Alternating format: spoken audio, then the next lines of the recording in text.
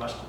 Eta oso naturalki esaten zagoen, eta guan, beste momentu bat zuzian, baina nik uste dut gure nortasuna eta gure izateko era hori asko baloratzen da.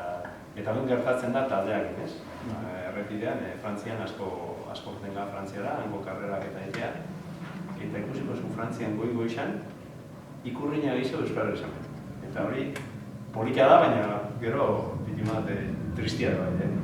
Baina da, ikusten daue, nik uste dut gure balore horrek, o gure pixkat, hartzen daue, balore horrek asko. Eta horretik, eurok gero eta gehiago ikusten dauen euskal dutante bat, kasu honetan guria oso identifikatuta sentitzen dira, eta ez dira politika historietan da sartzen. Sartzen dira pixkat nortasun hortan, ikustia zerako garen, eta hori da politena. Eta horretik iristen gara, ez bakarrik Euskal Herria, baizik eta bai, Inglaterrara, gaur egun gure maiota duko hemen kriston ikurriña hundi bat, eta ikurriña atziante bai ez.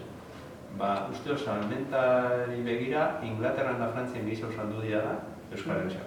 Orduan, o ez dakit. Eta zer da horren atzetik? Horretik esate dut. Ikusten dutan oso sanua diala, ikusten dauela talde bat, ikusten dauela bere baloria, ikusten dauela zela funtzionatzen dauen, eta horrekin konforme dau, maiota politia da, eta identifikazio hori dau. Eta hemen, hain euskaldunak izan da danok, gehiago posten dizugu. Hola da, eta tristia da, baina hor dauz, datuak. Gero pausu bat eman da, eta turrean egoten bagara, errezagoa da, seko duan danok.